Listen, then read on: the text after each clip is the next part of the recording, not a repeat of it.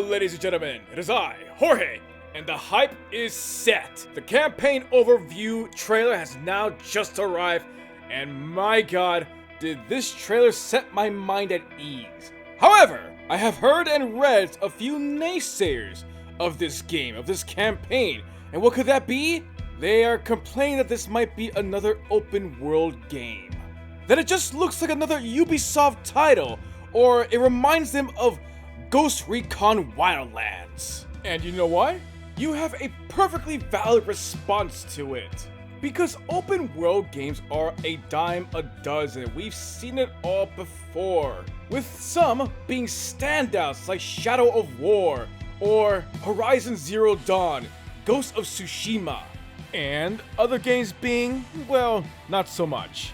And yet, even the best open world games tend to do the cliches, such as clearing out outposts, conducting fetch quests, and maximizing your skill trees. I mean, let's be honest here. All the aforementioned stuff is just a means to really expand the game to its full potential. And yes, it will result in repetitive gameplay loops. That's pretty much in every single open world game, because there's only so much that you can do in every game. So it begs the question, what made the games that we love today, like The Witcher or Dying Light, what made those games fantastic, and why we always come back to those games, not minding the inherent nature of these open world games? Well, I like to think of it as three things. One is, of course, the gameplay loop. The second, the enemy we will be encountering with, and of course, the world. And from what we've seen with all the trailers, the Halo flights, everything we've seen so far, I think we have those three all in spades. Just look at the flights that we've been playing through all these months. The gameplay is practically solid at this point. There are a few tiny adjustments that needs to be made, but I think 343 has nailed it on the head with this one. That will satisfy every player. Unless, of course, you think that Halo Infinite plays like Call of Duty, then I cannot help you.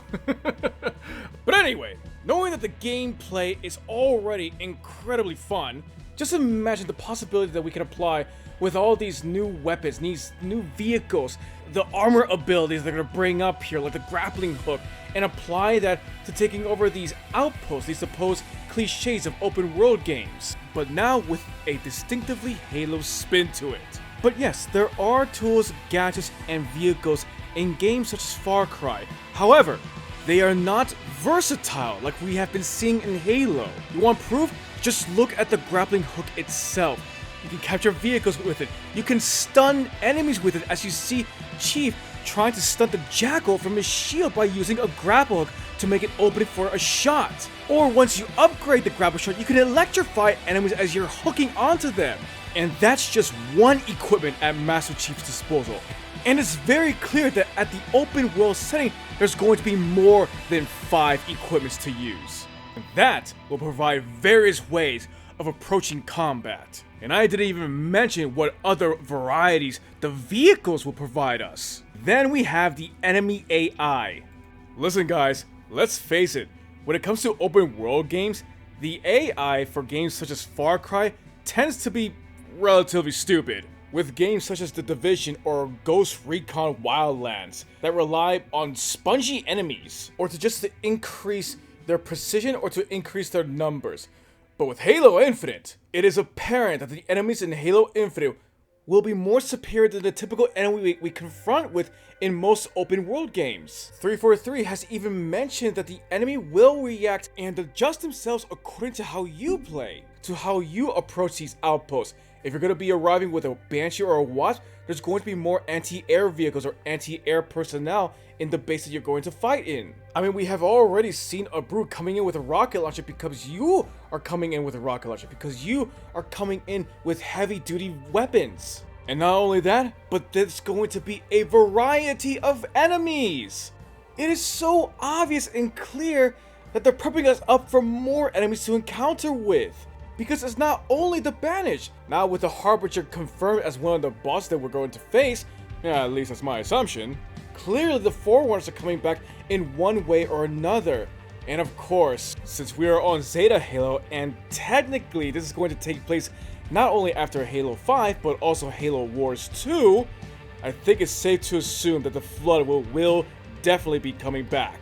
And lastly, of course, this is set on Zeta Halo. It's the perfect setting that is rich in lore and filled with mystery waiting to be discovered. It's the very reason why we love open world games in the first place, because it leaves us with the chance to discover something new, something we haven't seen before.